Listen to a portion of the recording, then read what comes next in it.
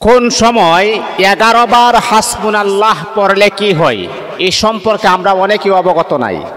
দেখুন, আপনি যদি হাসবুনাল্লাহু ওয়া নি'মাল ওয়াকিল, আল্লাহ পাক রব্বুল আলামিনের এই আয়াত, কুরআনুল কারীমের একটা আয়াত হচ্ছে হাসবুনাল্লাহু ওয়া নি'মাল ওয়াকিল।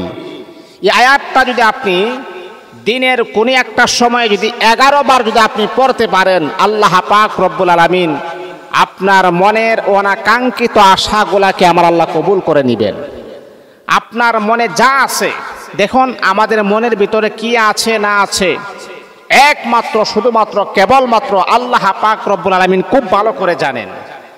আমার মনের ভিতরে কি হয়রানি, পেরেশানি, ডিপ্রেশন, টেনশন দুনিয়ার কোনো মানুষ জানে না, কিন্তু আমার আল্লাহ জানেন। এই জন্যে আপনি যদি আসরের নামাজের পরে সূর্য যখন ডুবে যাবে এই মুহূর্তে যদি আপনি হাসবুনাল্লাহু ওয়া নি'মাল ওয়াকিল এটা যদি আপনি 11 বার পড়তে পারেন, এটার নিয়মটা কিভাবে জানেন? আপনি প্রথমে উযু করে নেবেন, কারণ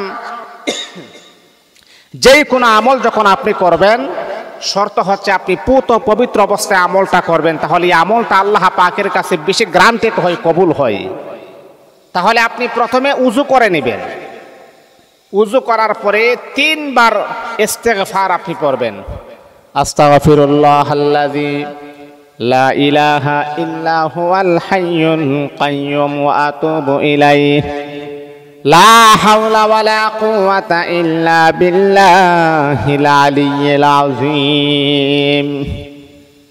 অথবা যদি এটা না পারেন তাহলে ছোট ইস্তিগফার আস্তাগফিরুল্লাহ আস্তাগফিরুল্লাহ আস্তাগফিরুল্লাহ 3 বার। তারপর আপনি দরুদ শরীফ পড়বেন 3 বার। দরুদের ভিতরে সবচাইতে দামি দরুদ হলো দরুদ ইব্রাহিম, আপনি 3 বার পড়বেন। আল্লাহুম্মা সাল্লি আলা মুহাম্মাদিন ওয়া আলা আলি মুহাম্মাদ কামা সাল্লাইতা আলা ইব্রাহিম ওয়া আলা আলি ইব্রাহিম ইন্নাকা হামিদুম মাজিদ।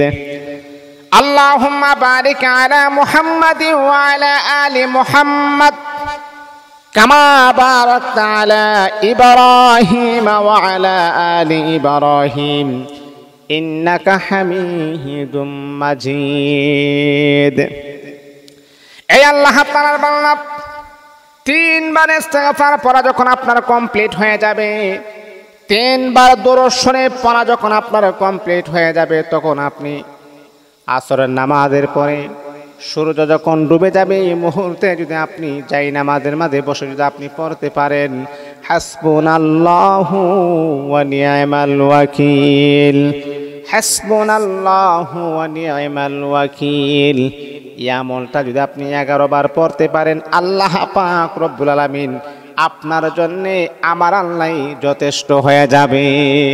হাসবুনাল্লাহ ওয়া নি'মাল ওয়াকিল, আল্লাহ তুমি হচ্ছেন এমন একজন রব, তুমি ছাড়া আমার কেউ না, তুমি আমার জন্য যথেষ্ট।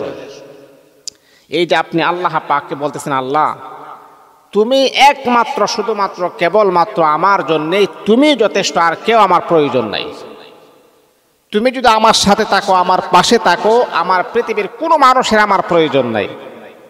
আল্লাহ বলেন যে বান্দার সাথে আমি আল্লাহ আছি, পৃথিবীর কোনো কিছু তার কাছে না থাকুক, আমি আল্লাহ তার রক্ষণাবেক্ষণ, তাকে আমি আল্লাহ সব কিছুর মালিক, আমি আল্লাহ তাকে বানিয়ে দিই।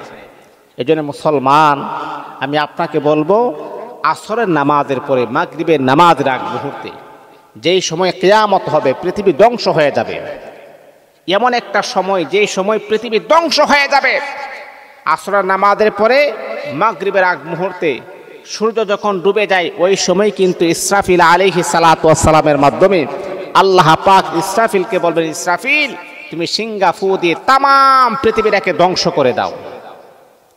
এমন একটি গুরুত্বপূর্ণ সময়ে যদি আপনি হাসবুনাল্লাহু ওয়া নি'মাল ওয়াকিল 11 বার পড়তে পারেন, আল্লাহ পাক আপনার মনের হয়রানি, পেরেশানি, ডিপ্রেশন, টেনশন, দুশ্চিন্তা সব কিছু আমার আল্লাহ দূর করে দিয়ে আপনাকে প্রশান্তময় জীবন আমার আল্লাহ দান করে দিবেন। আল্লাহু আকবার, আল্লাহু আকবার।